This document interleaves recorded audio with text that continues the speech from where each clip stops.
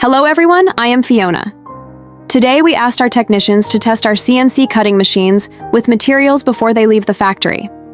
The following is our complete test process, product operation procedures and results.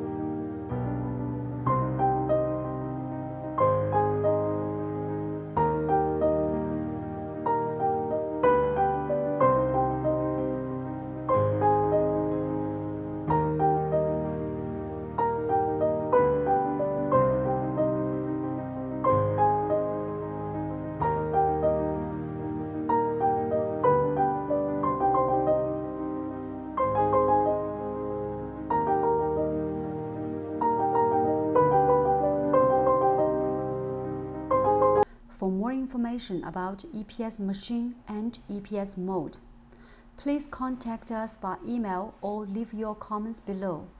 I'll see you next video.